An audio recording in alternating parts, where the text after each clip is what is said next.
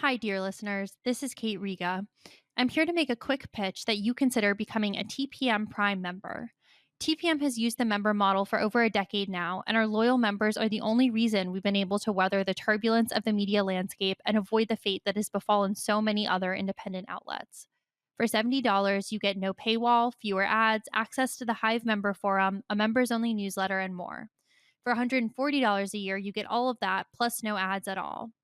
Without our members, there is no podcast, not to mention that I'm out of a job. Thank you so much for listening and supporting us. We couldn't do it without you. Hi, this is Josh Marshall, and this is the Josh Marshall Podcast with Kate Riga. Last night, we finally kicked it off. We had the Iowa caucuses. We actually were no longer like, can't believe the 2024 presidential starts in only 1 year, or it's only a few months away. We're in it. We actually kicked it off last night. And as I think is not surprising, is certain degree of anticlimax to it. I'll be honest with you. The day of, since we had the holiday weekend and all this stuff, I had a moment on Monday where I heard some news coverage, and I was like, "Wait, no, wait. What do you mean tonight? It's tomorrow." Right? Because you kind of think of elections are supposed to be on Tuesdays and stuff like that, and I'm kind of in this business, right? So there's a certain level of anticlimax to it. Obviously, we only had a contest on the Republican side because these early white people, rural states that have dominated the game for basically about half a century, which is the entire history of the modern primary and caucus process, where it's determined by elections as opposed to sort of party leaders. Only been going on 50 years, but that's forever in these terms. They've been kicked to the curb by the Democrats. So there was no Democratic contest. There's not going to be an official one next week in New Hampshire, but that's all kind of complicated. And in any case, look, Donald Trump won, and he won a pretty commanding victory. The current results that we see are 51%, and then I think 21% for DeSantis, 19 and change for Nikki Haley. So pretty clear win. And look, as we have been saying, and I'll take credit here. I'm not above taking credit. Remember a year ago when everybody was saying how DeSantis, he's the guy. He's got the money. He's Trump's getting a little old, little old both as a life form and as a political force. I told you then, Trump's going to be the nominee, and he's going to be the nominee now. But here's the thing, and I woke up today and I saw these headlines. I looked at the Times, I looked at TPM, I looked at all the different newspapers, and a lot of headlines saying, Trump blowout, you know, crushes his Trump crushes his opponents, all that stuff. And yeah, that's true. Normally the winner of the Iowa caucuses wins with a plurality. It's pretty uncommon that they get an absolute majority, and he did 51%. But I actually think this was a fairly lackluster result for him. And I don't think I'm just saying that to look for silver linings here or anything like that. Trump is running as the de facto incumbent. He literally says he didn't stop being president. He actually says he legitimately won the last election. But in the broader sense, he was just president. He's trying to get back into the White House. He has a big part of his whole mantra is that he was cheated last time, that he was a legitimate winner. Unlike any contest that we have seen any time in our lives, unless you are super, super old. And when I mean super old, unless you were born maybe in the 1930s or earlier, when you lose the presidency, you're done. You don't come back for another shot at it. You're done. That's just how our system works. Trump has remained the dominant and exclusive leader of the Republican Party. And he's still absolutely going to be the nominee. But with all that, half the people, 49% of the people, voted for someone else. That's not nothing. That is not dominating. Next week, Joe Biden is going to be nominally in a race with Dean Phillips. But critically, Joe Biden isn't even on the ballot. People have to write in his name. I'm sure Phillips is going to get at least 20%. It's a kind of, New Hampshire's kind of a quirky kind of state. You're going to have a lot of people coming in who are not Democrats, who are blah, blah, blah, blah, blah. If Joe Biden wins with 51%, people will say, fuck, that's not great. And it won't be great because he's the incumbent. He's the leader of the party. So this is not a strong showing. Now, of course, you can look at it from another direction and say he beat both of the nominal challengers by 30% or more. That's pretty solid. But again, what standard are we looking at this from? He's the de facto incumbent. He's the leader of the party. Getting 51% is enough, but it's not great. It's not great. And we've got to figure that into the calculus. This isn't just he deserves a few rough press cycles as people sort of digest why didn't he do better. I mean, he should, and again, he doesn't seem to be getting that yet because most reporters seem to be going along with this idea that it was like this crushing victory, which it wasn't. But we've got to figure that into what does this mean for the general election. I think what it means, what it tells us, is that this isn't a very enthused Republican Party. And it's certainly not a Republican Party that's real united behind Donald Trump. It's dominated by Donald Trump. And that's not the same thing. The other thing about this result is that there was, I believe, around 190,000 people showed up to caucus in 2016, the last contested Iowa caucus. Last night, it was about 110.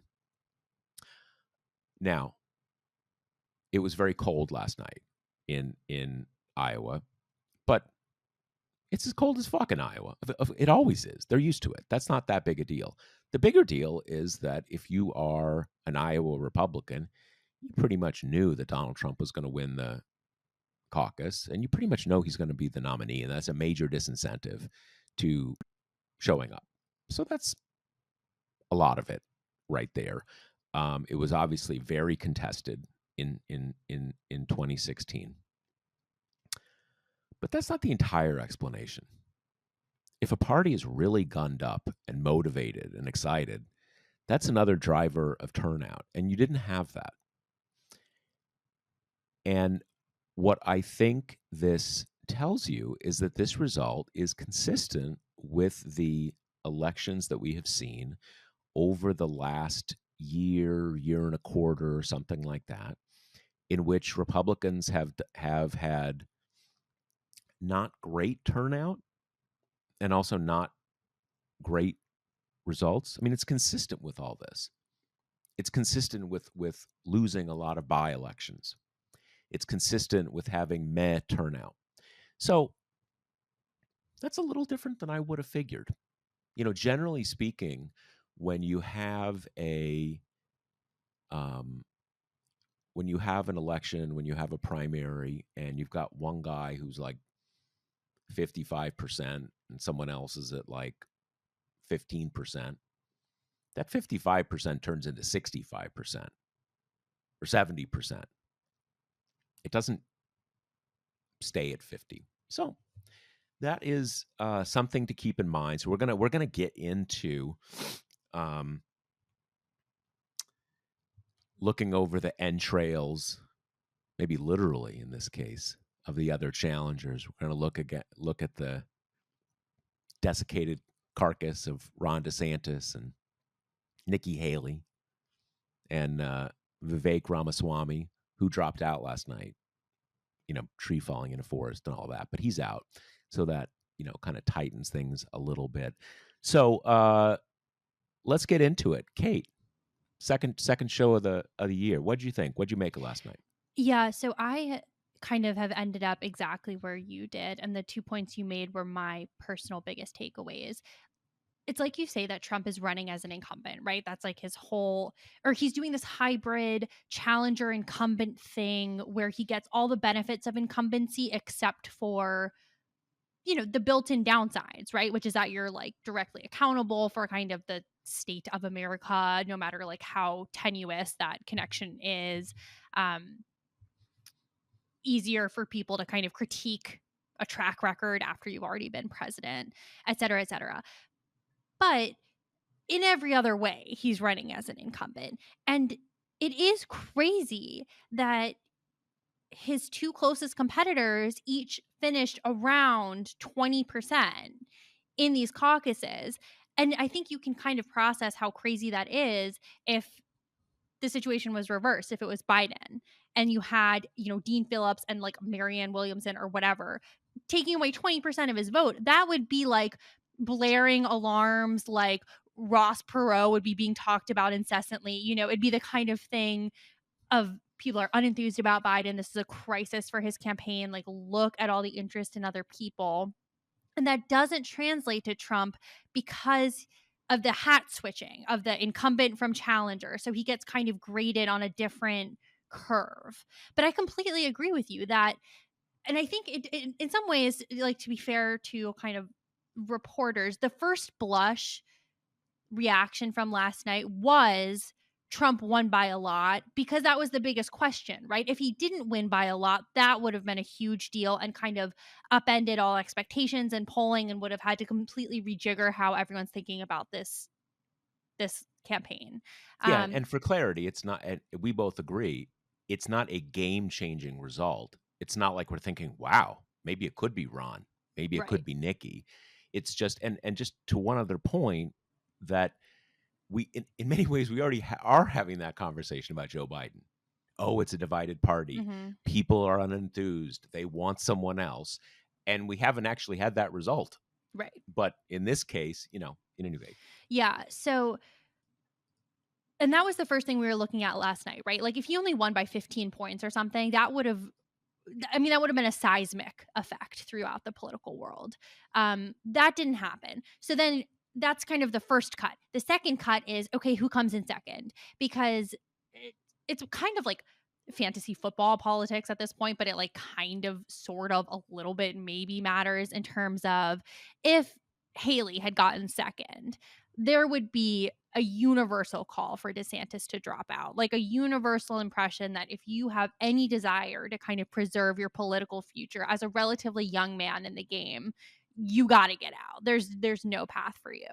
And instead, that kind of shook out in the like perfectly worst way for both of them, which is it allows neither of them to claim the we're the obvious alternative to Trump argument. You've got DeSantis winning second barely after barely, making a right? huge commitment time wise, resource wise, doing the classic like going to all 99 counties thing, barely squeaking by Haley, who really put no work into Iowa for the majority of it and then sort of more recently started spending heavily on TV ads and stuff. But her clear plan has been do as well as I can in Iowa and then New Hampshire is high noon, right? That's where I'm going to make my stand. And instead, he got second. So it's like he's not totally dead yet, even though you can kind of tell his campaign's reaction to that by virtue of the fact they've spent all night kind of complaining about the very early call versus touting Which his really finishing shouldn't have position. happened. As Oh, much as totally. anything bad that happens to Ron DeSantis is a good thing, that should not happen. And I don't know why.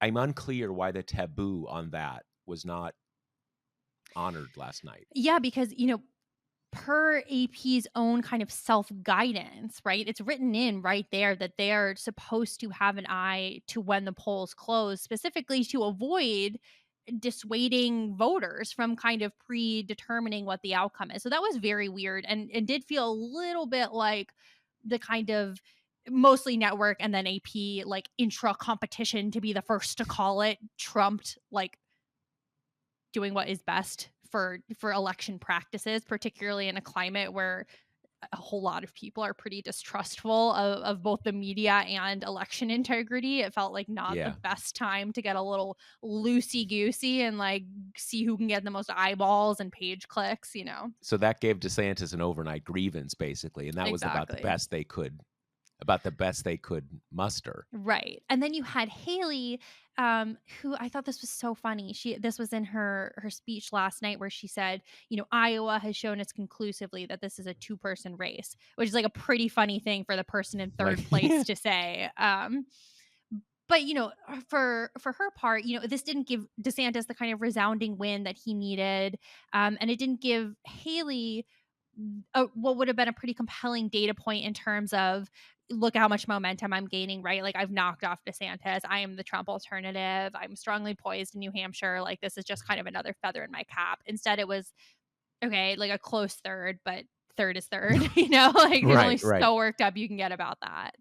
No, Um, I saw when on the live blog last night that I think it was you that did the post, kind of saying that this is like the the the, the layout of the different results were sort of like perfect for Trump. If you set aside, right. you know, if he gets 70, you kind of say, hey, what do you want it to be unanimous?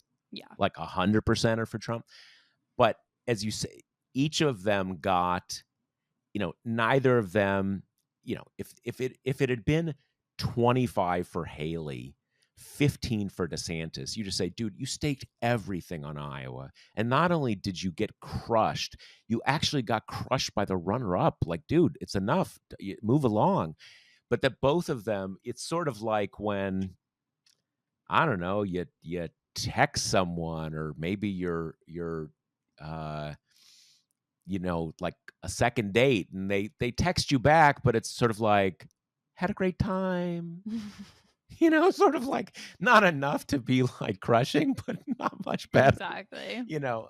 And uh so yeah, both of them, neither of them, a totally indecisive result to the I mean, except for the fact that obviously neither of them are going to be the nominee. um I do I mean, we have no idea if we have no idea if any of these polls of New Hampshire mean anything, because it is so hard to poll that state. There's not a lot of people. There's one pollster, ARG, that is actually based in the state, and they do a lot of polling in the state. They're not don't have the greatest reputation in recent years. Um, I believe they had a poll out this morning that was like Trump and Haley at 40%. Mm. But who knows? And one of the big wild cards always in New Hampshire is that ability to, you know, people can vote in either primary. Registered Democrats can't vote in the Republican one, and vice versa. But undeclared voters, who make up the plurality of the electorate, I believe it's like 40%, maybe a little higher, can vote in either one. Usually, you have one that is more contested than the other. So if you know, in that case, you kind of know which way it's going to swing. But in this case, is it conservative undeclareds who want to go in and vote for Dean Phillips just to kind of stick it to Biden? Or is it Democrats who maybe see, I, I I do get the, I mean, maybe this is just my wishful thinking, that I don't want to be, you know, alone with my hot take about what those results mean. But I do think there's going to be a little of this in the next few days, kind of like 51% was not that good. And if that's the case, you have more Democrats who, you know, de facto undeclared Democrats in New Hampshire saying, let's get in it and let's vote for Nikki, and kind of, you know, kind of fuck with the Republicans. It's possible. And that kind of, that unknown, which race 40% of the electorate is going to participate in, basically means that all the polls are totally uncertain. Yeah, I think people are going to kind of consolidate around this take of Iowa as a real like revelation of Trump's weaknesses versus his strength. And I think part of it, which was weird, when I was monitoring last night, people kept being like, "Is Trump going to get over 50%?" And I was like looking around, like, am I missing some kind of importance in that threshold? Like, does that mean something? And then it just seems to be something people kind of made up as like, if he gets over 50%, that's a strong showing, and under 50% is not a strong showing based on like not really anything. I think just the fact that you get a majority versus a plurality, I guess, which is kind of totally meaningless within the confines of this race. But another piece of it is we got a lot of those like kind of squishy little entrance polls, which I'm always a bit wary to put too much weight on, because like even the most rigorous polls have like all of these universe of issues that we've been talking about for multiple cycles now, and entrance polls are an even kind of like more horoscopy lower level version of real polling. But you did have some very much not majorities, but like some chunks of people who said that if Trump was convicted, they would not think that he was fit to hold office. And now that got played very much by the big majorities who said he would be fit anyway, because that's obviously alarming. Yeah. But in a general election, we're talking about margins, right? We're talking about you can't anymore really afford to lose much of your own party and have any shot at winning, especially if you're someone like Trump who's got negligible crossover appeal. Like, he's got to win his party by like North Korea levels to have a Right. Right. shot. And there is, as much as it's not enough to give her the nomination, there is this coalition that Haley has assembled behind her, which is, all the parts of the Republican Party that is not their rank and file core at this point, the college educateds, the never Trumpers, the not religious, like that kind of contingent, which has given her the quote unquote momentum that she has now, but also is a chunk of the party that does not like Trump. And that Yeah. really always gets shouted down by the fact that a huge majority does like Trump, because that's such an alarming thing to witness. But that the holdout chunk is super important. And even if it's not very important right now, it's going to be really important, as soon as we get into the general. Yeah, no, I think that's exactly right. And I saw those headlines too. And I think that what people ran with is like, 66% of Republicans think it's totally cool if Trump is a convicted felon by November. And as you said, we're constantly in this context of looking at numbers and results and all these things through the spectrum of what would it be living in a sane world Mm-hmm. versus what does it tell us living in the world that we have been living in since 2016. And yeah, in a sane world, if would it affect your vote if your candidate was convicted of a series of felonies tied to trying to overthrow the government? Yeah, you'd think that would be a bit of a deal breaker, but obviously not, since everybody knows he did it already.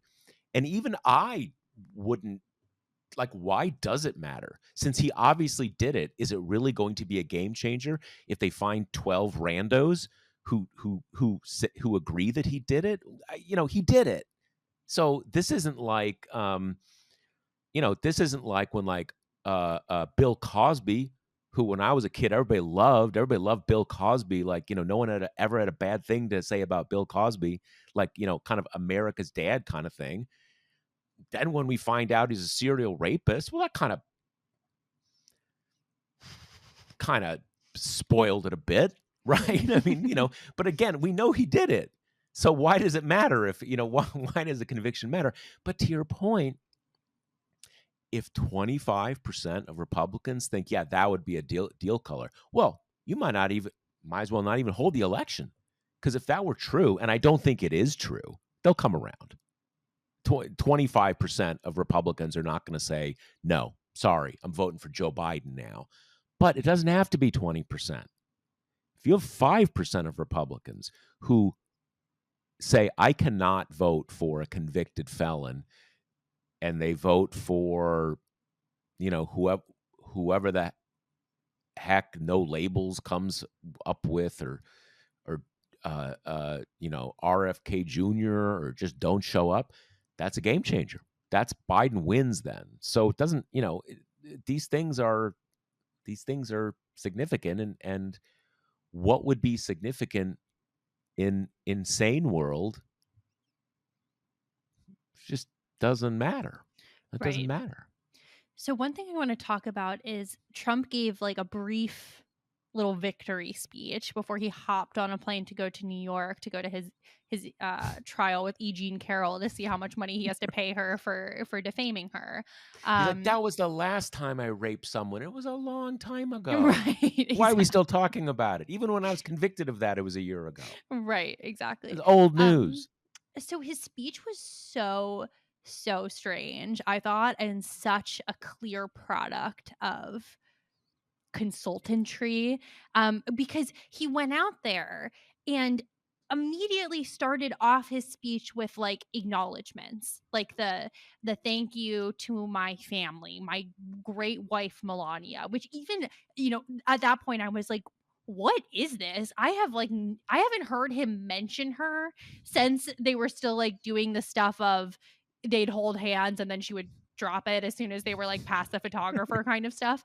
But Did he she even did stay? Has that. she moved back to Slovenia I or have wherever she's from or no idea. something? Who knows? He Yeah. talked about Barron, which I've never heard him do before. He talked about Tiffany, like the kind of the unpopular of his children. It's all the unloved children, right? The Yeah. ones, yeah. And it was just so weird because from any other politician, that is as basic as it comes, right? That like, thanks to my family, thanks to our supporters, thanks to, whatever, if the governor endorsed you, you think like that kind of thing. And that's what Trump did. But it's so weird to have it coming from him because he never does that, right? Like the way that he does his kind of quote unquote thank yous is he likes to like cold call rando huge Trump fans in the audience and be like, come up here, like say a few words and make these poor people like give an unscripted off the cuff speech about how great he is. But he does not do the like, let me go through the rank and file of my loved ones and thank them for their support. And then he did some like, Well, a little bit of like, oh, go can ahead. I say one thing though? Yeah. Like, I I don't think there is any way this can ever happen to me.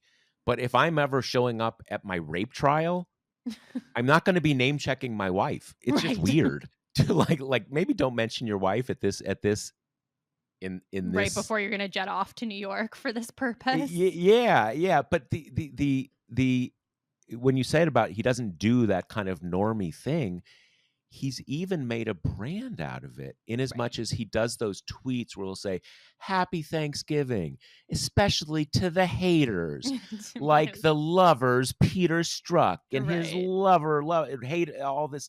He he embraces it. He doesn't thank people, he attacks people, right? Mhm. It's just what he does. So he did that, which was weird. And then he did a little kind of like backhand condescending compliments of like DeSantis and Haley, like we're all having a great time together, like strong battle for second kind of thing.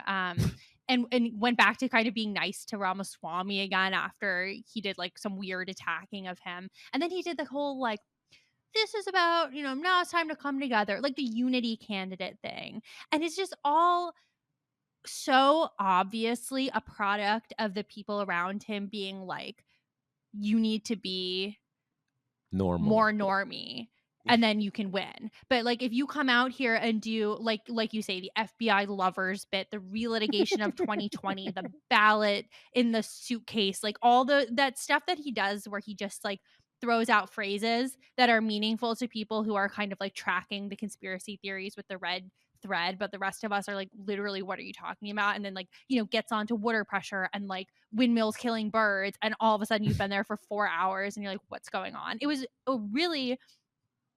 a normie speech, and to some degree also this was helped by the fact that I was watching CNN and they cut away from him after he did all the kind of like thanking stuff and before he got to his kind of like policy positions that always kind of play badly to a general audience. Right. So that made it that was a little bit of like a media hand in that, but it did freak me out a little bit because the idea of like a more disciplined Trump is obviously a scary one, right? It's the same dynamic of when we haven't seen him for a while. And then it seems like, I don't know how, but a lot of people in this country forget about what a psychopath he is until it's like reinforced over and over and over again. And this is And kind of a version of that, but where he's taking more control, which is something he has been incapable of doing.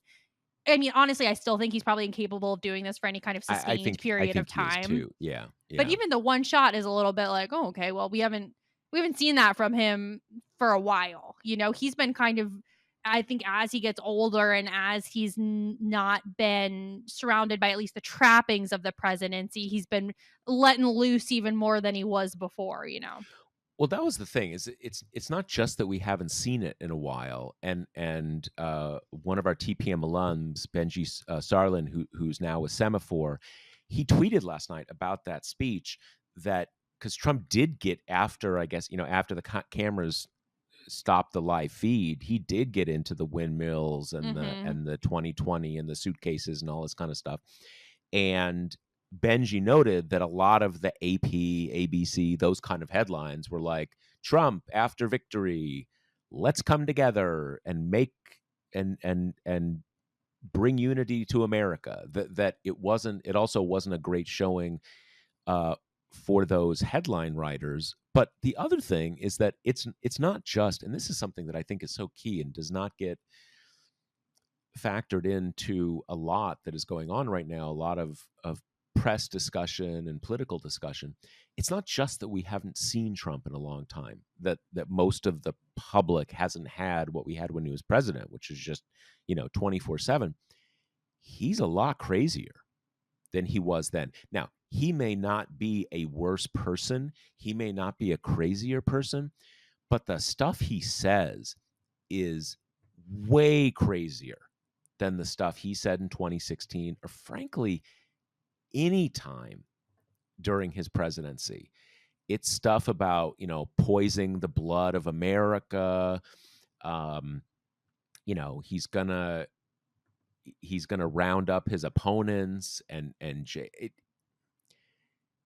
it's a lot crazier. And if you're thinking like, oh, what about, lock her up? No, it's a lot crazier. And I do think it is. I mean, I think there's a few different things. One is he's older. Yeah, Joe Biden's 80. Donald Trump's pushing 80.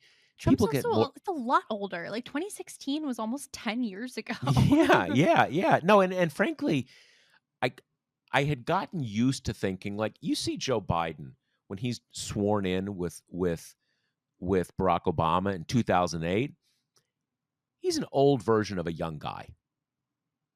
And now he's an old guy. He's old. He's old. He's looks 80. I mean, a lot of people are dead when they're 80. So I mean, 80 can look like a lot of things, but he looks old. And I'd sort of gotten used to thinking like Trump's insane, but he kind of you can't say he's not kinetic, right? And does he look that much different? When I looked, he actually looks a lot different. But the point I'm making here is older people are more disinhibited. And most of our experience and an increasing amount of science says that is part of the aging process. It's not just that you're like, I'm old, I don't give a fuck. I don't care what you say. I don't care how crazy I sound. It's a part of the aging process. So it's partly that he's older, but the other thing is he's a lot angrier.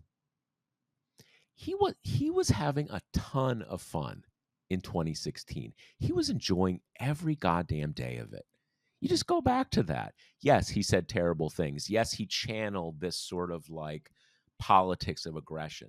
But he was having a great time. He stopped having a great time basically the moment he became president.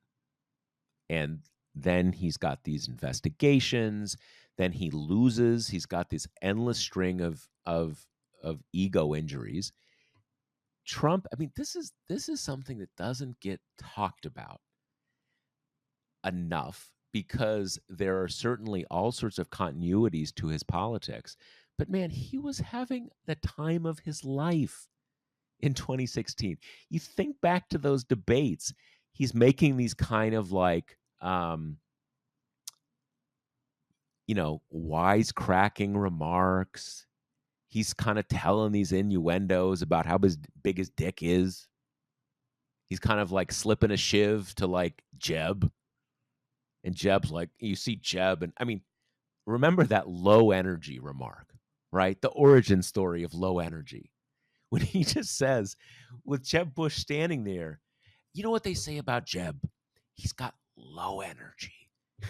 With all that low energy means and the double entendres and all this stuff.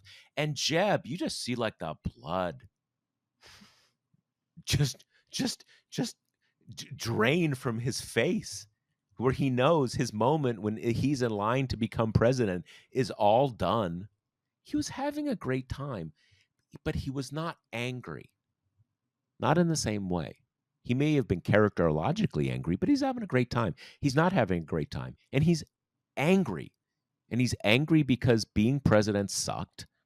He's angry because he lost. And now he's angry because he very well could end up in prison. So that affects the things he says. And it makes a guy who was already totally bonkers sound a lot crazier. So you're right. That is going to be that will unquestionably be a big deal as the general public starts hearing a lot more from Donald Trump again. But how much they hear him is going to make a big difference. Yeah, and on this point of like, could he maintain this kind of normie facade? Of course he can't, right? Like back when he was younger and fresher and a little more mentally agile, then too, you had all these people being like, if he would talk about X and not Y, he would fare much better with people outside his kind of hardcore base. And at times he would faint in those directions. I mean, remember we would get those flurry of stories about the Trump pivot. Like it almost became a Democrats in disarray shorthand because reporters were so excited to write that story, and he could never do it. I mean, he just, that is not to the extent that he has any kind of strategic thinking, like that does not fit in with his worldview. Like his worldview is he has attained the success he's attained by being who he is. Like people like him. He's, the brash asshole. I say it like it is. There's no room in that conception of self to slot in the little like consultant advice of maybe tone it down, maybe be a little less scary to people. So I don't think it's sustainable at all. That's a really interesting point you make about how the networks kind of only showed the nice bits and then it got crazy, because that is actual journalistic malpractice that you would think we would kind of be past at this point, having with this kind of specific incident, at least, where we've like kind of litigated how much to show Trump on TV endlessly. But yeah, I mean, it's also, I was almost expecting to wake up to like a barrage of angry Trump truth socials because Nikki kind of went after him a little bit in her speech. And isn't that the kind of thing that you could so see Trump doing, like getting so pissed off at his consultants, being like, I came out and I was nice, and then she turned around and punched me in the face, like, throwing hamburgers at walls kind of level of things. And that's only going to increase when she and DeSantis stay in the race, when in New Hampshire in particular, the buzz is now all like, could she pull off an upset victory in New Hampshire? Which, for reasons we talked about last pod, even if she did, best case scenario, beat Trump in New Hampshire, she almost certainly doesn't have any meaningful paths to the nomination. Like, you would still so much rather be him than her Or with everything doesn't to even have come. a meaningful path to winning her own state, Or like a any week other state later. other than New Yeah. Hampshire at all. But still, is the Trump we know someone who could take that information in his brain, realize that he could make some like disparaging remarks about New Hampshire not being MAGA enough or something and kind of move on, safe in the knowledge that there is almost no chance she'll be able to replicate that performance in any other primary state. Like, of course not. You know, he'd go on a whole anger bender where he would just like be so mad that he lost this one place or that he didn't win this one place super decisively. And what is, we think he'll be able to kind of restrain himself from going to the absolute lowest point against as particularly like a woman of color whose full name is, you know, kind of quote unquote exotic to him and his base and everything. I mean, it would just run, that would be the real pivot, right? That they would finally get to write that story because it would be like unlike anything we've seen from him over the past decade that he's been a main character in our politics. You know, I'm reminded after the 2006 midterm, where Democrats had like a stomping election and the Republicans got drubbed. So like the next day or maybe the day after that, George W. Bush, who's the president at the time, comes out and everybody's, what's he going to say? And what he said is he's like, we took a thumping. And it was brilliant because like everybody wants, all the reporters want to psychoanalyze there.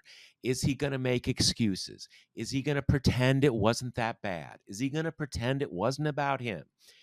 And in like 3 words, depending on how you parse his kind of like word salady composite words, he just said this one thing that was to his brand, folksy, and just said, "Yeah, we got our asses kicked."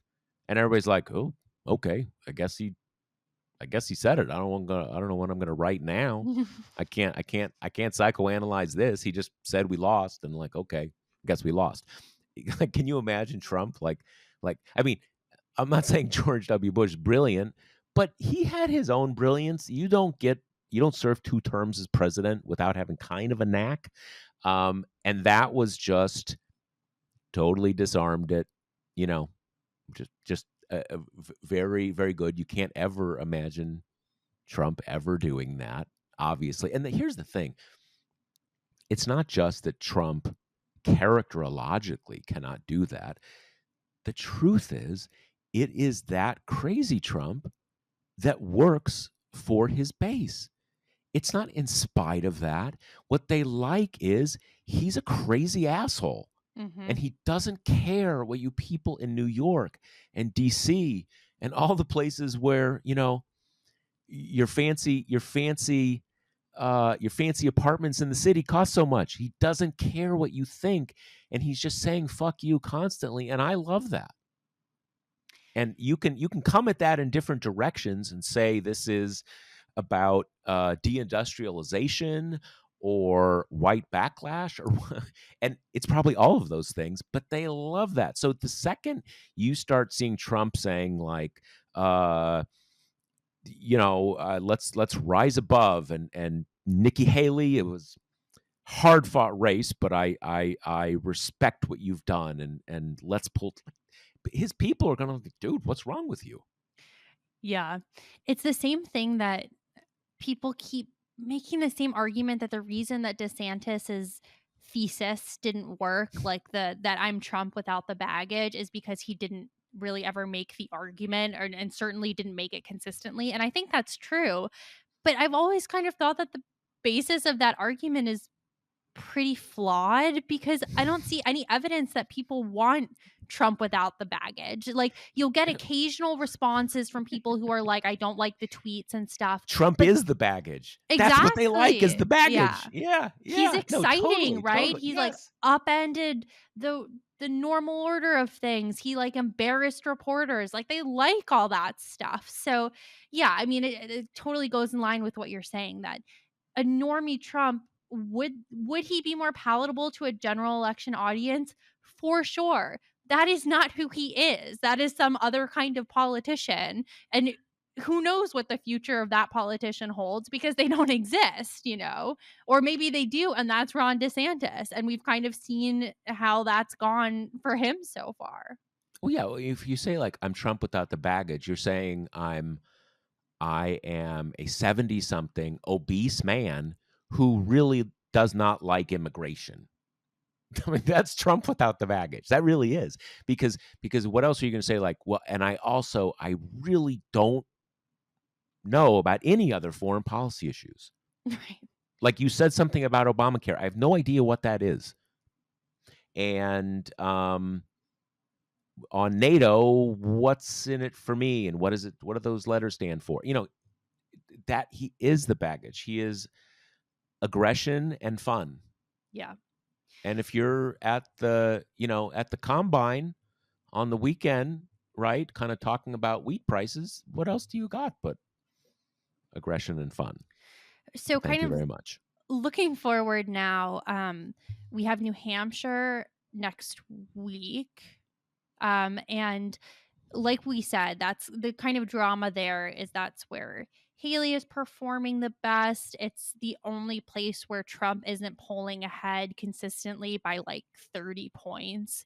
Right. Um, DeSantis is doing absolutely dismally in New Hampshire so badly that he, per reports, is going to head right to South Carolina and kind of like dip a toe back into New Hampshire a time or two. But he's, for all intents and purposes, basically skipping the state. I mean, he's at like low single digits. As of yesterday, when I checked, he was like a point ahead of Ramaswamy, and they were like 4% and 5% of the vote in 538's kind of aggregate.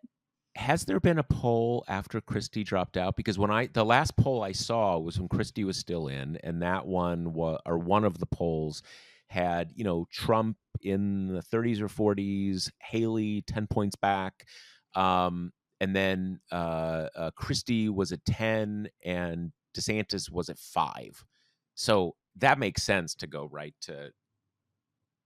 you know, right to South Carolina. Right. And because it's not a him state. It's Mm-hmm. it's a it's a it's a straight shooter, mavericky, Right. and if anything, I mean, it's not a poll driven weirdo, right? Who's he, And he's like kryptonite to New Hampshire. And like obviously the problem with that strategy is that he's not doing well in South Carolina either, which is kind of what you would hope for if you're going to skip over a whole state. Per 538 in South Carolina, Trump is at like 55, Haley's at 25, and DeSantis is back at 12. Not to mention, aside from South Carolina being much more kind of natural Trump country than New Hampshire is, it's also where Haley was governor. So there are really no built-in advantages left for DeSantis at that point. Now to me with DeSantis, it was kind of like if he came in third last night, I thought there was almost no way that he would stay in the race. It would just we would see a jumping ship of donors, of staff. There would just, as it is, there is seemingly no route. Like I don't know what jumping to South Carolina does for him except that same thing that was happening when Republicans were trying to pick a speaker and they couldn't find anyone, and they just kept doing whatever they could to show the appearance of motion, the appearance of forward momentum, like, Well, oh, it we're at doing least puts something. out it puts out his do or die moment by another week. Right. And Exactly. more time, more.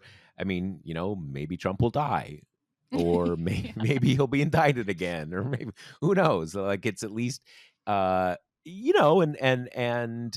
I mean, look, he's done for. But when you're in those, I have been privy to some of those desperate conversations, and campaigns start thinking all sorts of crazy scenarios. And one thing I do think I am I am almost sure that in their desperation they are thinking this. Let's say, let's say in New Hampshire, Haley wins 45% and Trump's at 35%. And sure, DeSantis is going to be like at 2 because he's DeSantis and he's not really, running there and all that kind of stuff.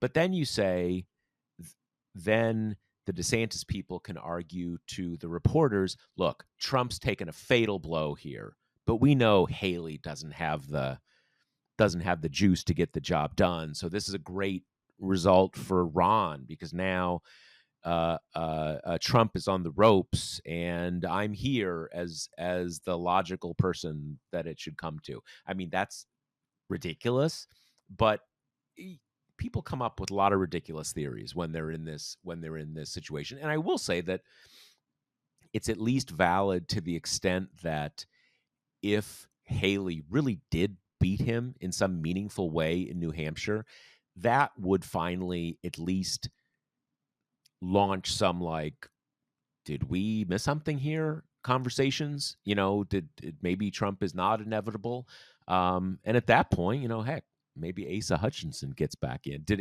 he? Some of these guys have never actually dropped out. He did drop out Okay, yesterday. fine. Oh, yesterday. Mm-hmm.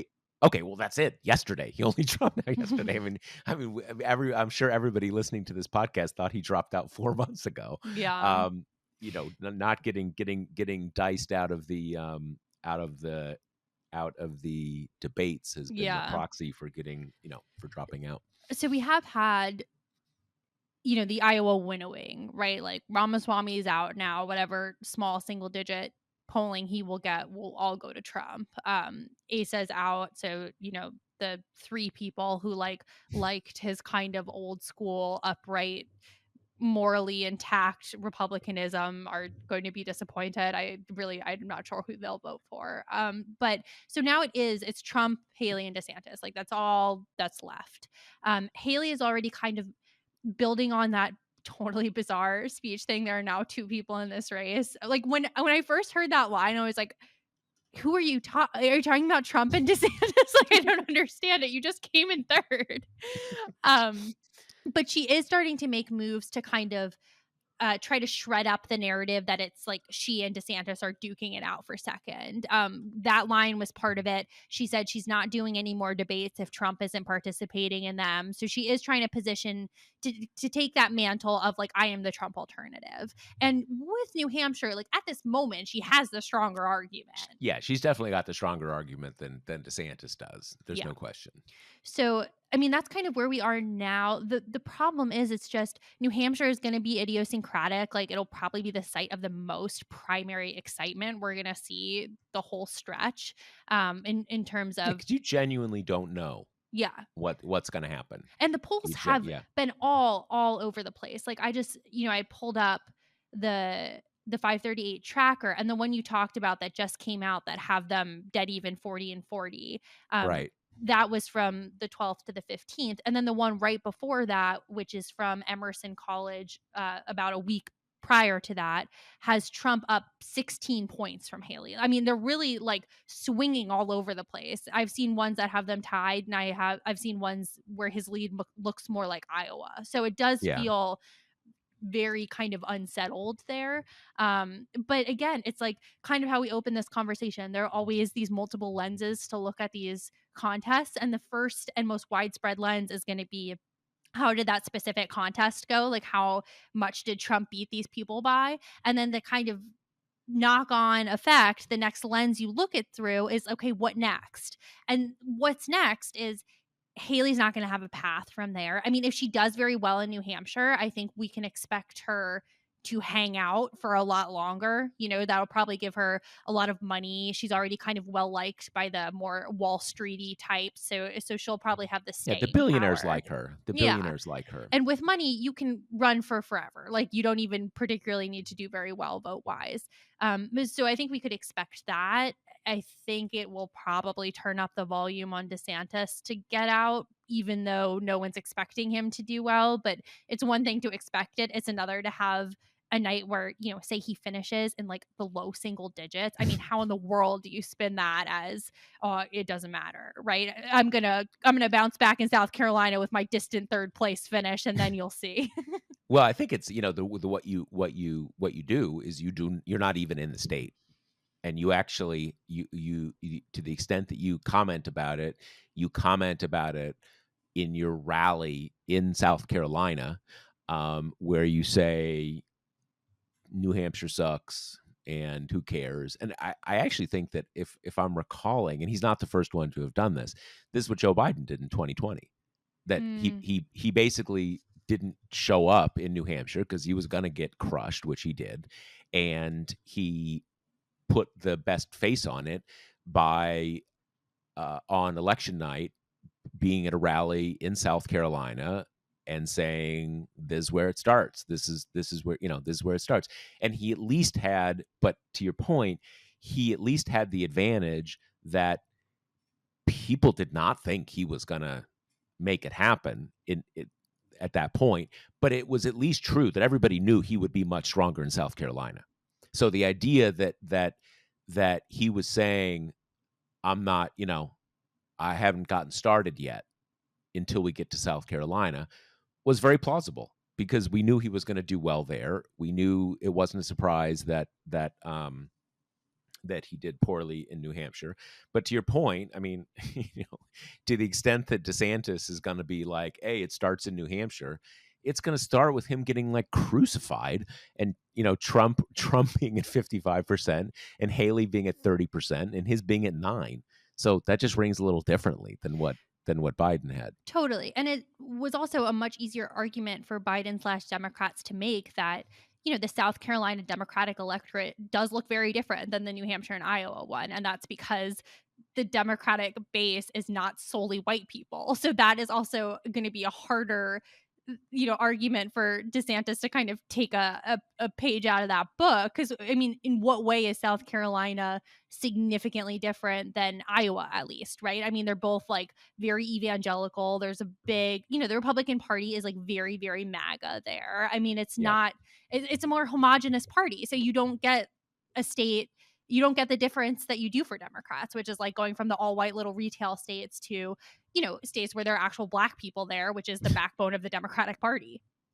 Yeah, it's funny. This reminds me of, a few weeks ago we had a book, we had Hunter Walker, and the guy known on Twitter as NYC Southpaw, with their book about the 2020 campaign and the sort of rapprochement between establishment and progressive Democrats in that state. And what it reminds me of, one of the other paradoxical and weird advantages that sort of came together for Joe Biden was that massive snafu in Iowa when everything fell apart and there were Yep. never any results. And so he could do Lupe Lupin is his name. And there were no results. So he could do what we described in New Hampshire, but with Iowa, Sanders and Buttigieg were crestfallen and crushed. But for Biden, it was great because he and his campaign would say, "Oh, we'll never know who won." What a mess. Yeah, what a mess. I guess we'll never know. I So guess we'll as boot opposed this to coming state in, from going first yes, forevermore. yes. So, and he didn't have to say like, "Okay, sure, I came in 5th place, but why why does that tell you I'm not the front runner?" Right. It Exactly. was it was just it was a real stroke of luck for Joe Biden because again, there was no result. New Hampshire wasn't his state. He crushed it in South Carolina, and then we had a global pandemic, which brought it all together for Joe. So as we're kind of looking ahead to these next contests and, obviously covering them at TPM and stuff, just keep in your mind that two things can be true at the same time, which is Trump can quote unquote dominate Haley and DeSantis, right? Like he won Iowa by the biggest margin that the Iowa caucuses have ever been won. Like that can be true at the same time that an incumbent, for all intents and purposes, barely getting 50% when he is the supposed kind of king and messiah of his party, when half the other people are going for someone else, even in a big MAGA state, that could be a glaring sign of weakness for Trump, and that those signs of weaknesses don't get litigated for him the same way that they do for Biden. And that doesn't mean that they don't exist or that there aren't kind of data points to parse here that are pretty clearly indicate that he is not this like perfect Teflon huge threat candidate. Yeah, no, that's exactly right. That's exactly right. All right, so I think we're going to finish off just dipping a toe into what's going on in Congress right now. We are currently very close to that first deadline from the quote unquote laddered or step stooled CR from last time. Conditions are largely the same, right? Like Johnson is trying to kind of fend off mutiny from his right flank. It's kind of similar to McCarthy, but what has been percolating in the background here is this big immigration deal. There was supposed to be there's a bipartisan, quote unquote, like gang in the Senate that has been forming some kind of immigration deal that everyone can live with. And then that was kind of set up as a precursor to getting agreement on this spending stuff. And we are now at the point where they've got like a week. There's no chance they're going to pass appropriations bills or, come anywhere close to passing all of them, which means we're almost certainly going to have another CR. I think a March deadline is what has been floated, what seems most likely. But Josh, you want to kind of situate us with this immigration deal, which we keep having those posts about like they've worked all weekend, these hardworking little senators, and they've like come out with a deal which is more than nominally bipartisan, and yet Johnson pretty much rejected it on spec. Yeah, so this is significant. As we know, I think everybody realizes that Republicans, it's their only issue, especially now that inflation has sort of ebbed. Immigration is their issue. It's always been their issue in the Trump era. They go down there, they tell all these lurid stories, but even with that, it's an issue. It resonates with it. It is resonating beyond just the Republican base, and to the chagrin and anger of many Democrats. The National Democratic Party and the White House has sort of seen the writing on the wall that they have to do something. They have to address this, and will likely have to address it by moving in the Republican direction on a number of fronts. Not going to do the crazy stuff, but will move in that direction. Okay, so that was the basis of this working group in the Senate. Sort of what can the Democrats agree to have to be able to say, look, people are upset about this and we are addressing it. Okay, so they came up with a bipartisan deal. I think the Republican leader on this is that guy Langford from Oklahoma, and Johnson came out over the weekend and basically said, no, we're not passing any immigration anything. No, not just this bill, or not just it's not good enough for us. We need to negotiate it, or you need to do better. His how it was characterized by Jake Sherman, the sort of the ringleader of Punchbowl News up there on Capitol Hill, was that Johnson said nothing can happen until Trump is president. Only Trump can do it. And the message here is clear. They want the issue. They don't want anything that improves the situation at all. Now,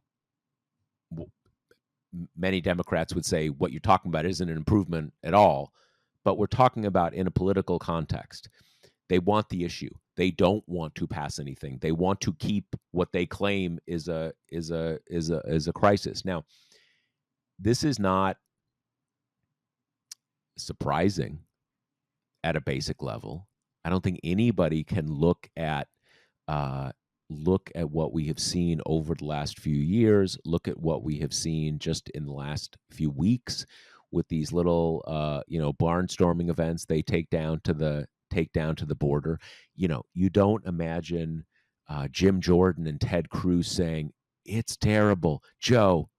Just let us pass it. We'll give you the credit, man. We got to stop this crisis on the border." It's their issue. It's what their campaign is about. Of course they want the issue. But generally speaking, parties have a bit of a hard time quite going there, of saying like, fuck it, let's keep the crisis. We're not, sure, you're willing to give us what we want, but we're not gonna take it. You especially don't expect them to basically say, hey, we're not going to do anything. We want the issue. We want to wait for Trump. We're going to wait till 2025. And I'm very curious to see, frankly,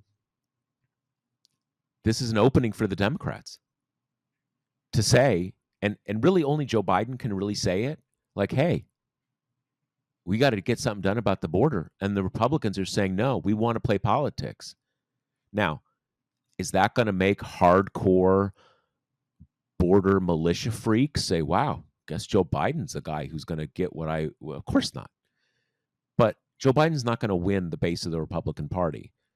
But there are a number, particularly, frankly, not centrists. There are no centrists. Centrist is a meaningless term. Lots of people in most centrists are in the functionally Democrats at the point.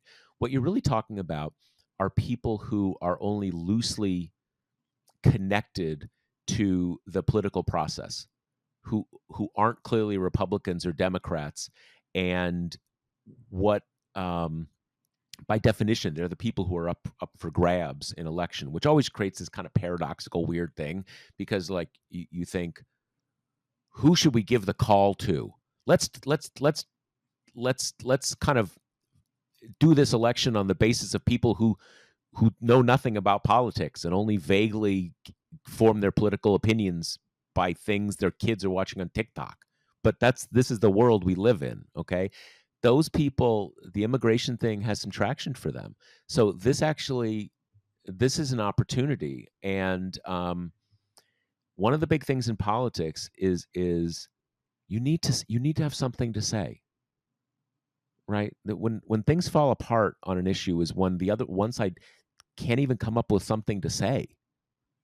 And funny thing is, this is one of the things that Trump understood back in his term as president. You would think when the news is, wow, you were having these meetings with Vladimir Putin and his emissaries during the election, and you said, hey, Putin, can you help us? And they did help you, and there was money and all this stuff. And like what we're talking about is like, okay, did you do that, or did you actually commit a crime? You would think that for most people, you'd say like, what are you going to say? What are you going to say? Well, they came up with something to say. It's the deep state. It's fake news. I like Putin. You need something to say. And for better or worse, the White House has not had really something to say about on the immigration front, and politically that matters. So this is an opportunity. Very curious to see if they'll take it.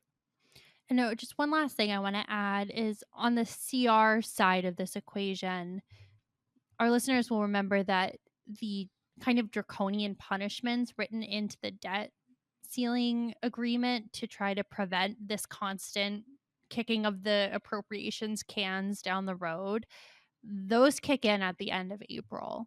So it was always kind of expected that these CRs would run until then. I mean, like nominally they say January is the end of the road, but really there's a 4-month grace period, and it's at the end of April when the cuts across the board will be enforced, and with a special kind of focus on the Department of Defense, the one that Republicans like. So we can probably like squiggle through with these kind of CRs for a time, and Johnson might be able to do enough to kind of quiet the mutinous hard right. We might still be close enough to the McCarthy ouster that he can kind of hold them at bay, but we are barreling towards the time where they are going to have to do the actual legislating and write actual appropriations bills and pass them through both chambers and get Biden's signature, or have a shutdown. But we're coming towards that action point, that's close. So they're going to run out of CR road pretty soon. This is probably the last time they'll be able to kick it down the road before we see, more action around these kind of omnipresent funding fights. And one point that we when we were discussing this before we started recording is that the fact that they are doing this CR and what I just talked about shooting down this immigration compromise bill, those are not two, ships passing in the night. They're not unrelated things. They are probably directly coupled, that for Johnson to be able to, pass another CR, probably with mostly Democratic votes, with, the kind of the speaker killer, right? As Kevin McCarthy found out, he probably needed to kill this immigration thing as the thing to get some, to curry some favor with his caucus, and to be able to pass this CR. They're almost Right. it's almost certainly a perhaps a tacit quid pro quo, but one for the other, because you need to, if you are in that hot seat of the speakership, you need to put something on the table to get a CR with Democratic votes. And at least so far, Johnson doesn't want it to be him Right. that he's putting on the table. So there we are. Okay. All right. I think that's all we got for this week. Second episode of the year. We hope you are enjoying it. And we'll talk to you next week. All right. See you then. Later. The Josh Marshall podcast is hosted by me, TPM reporter Kate Riga, and TPM founder, editor-in-chief Josh Marshall. The show is produced by Jackie Wilhelm. Thanks to Why Not Jansfeld for our podcast theme song, and thanks to all our TPM members who make this possible. Rate and review us on Apple Podcasts, and subscribe wherever you listen.